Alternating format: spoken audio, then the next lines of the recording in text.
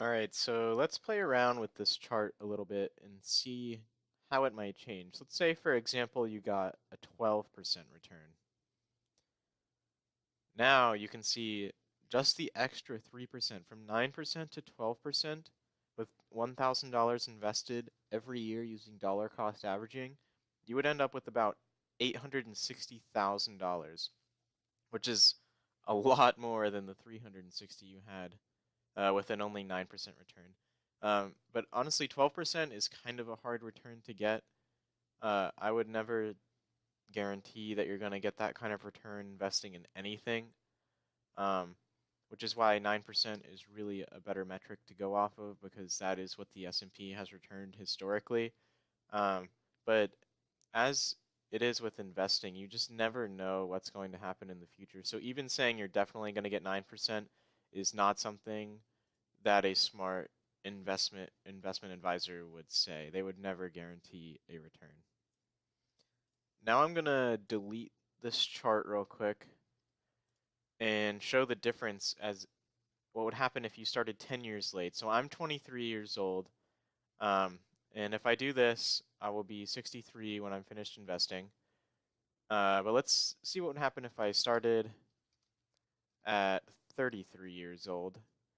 And you'll see that starting late really ruins the compound interest and makes it very difficult to amass a nest egg that is sufficient for retirement.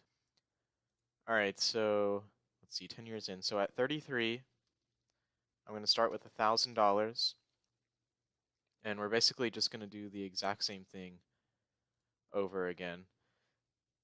So, and we'll do this one with dollar cost averaging. So in the second year, I have $1,000 times 1 plus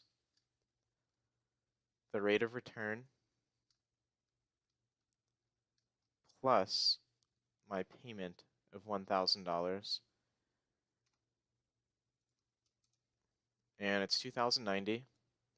And we'll just drag this down to here. Let me expand this so we can see it.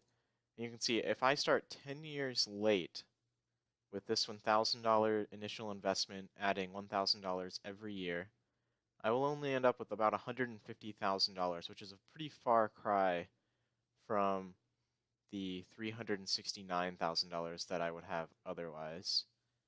And we'll try to see this in a graph. I think this will work okay, although I haven't tried this before. Okay, yeah, it did. It worked. Okay, so you can see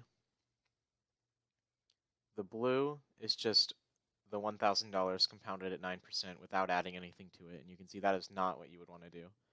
The gray is starting at 33, and you can see here at 63 years old I have $150,000, which is because I started 10 years late. If I start now, when I'm 30, I will have $150,000. So starting late is not the way to go. And unfortunately, this is what a lot of people do because, I mean, when you're in your 20s, you want to have a good time, you spend money, you don't worry about saving. Retirement is so far in the future, it doesn't really matter to you. It matters to me because I was able to learn about compound interest and I want to be a financial planner. Um, and I want to spread this knowledge with people, but most people don't think about it. And usually by around the time they turn 30, 31 years old is when they start realizing, hey, I should probably start saving for retirement. And at that point, it's not too late, but you can see you have a huge disadvantage, which is why anybody who's watching this who is 23, 22, or younger, I mean, even if you're 16, I wish I was 16 and I knew this now. I could make so much more money down the road.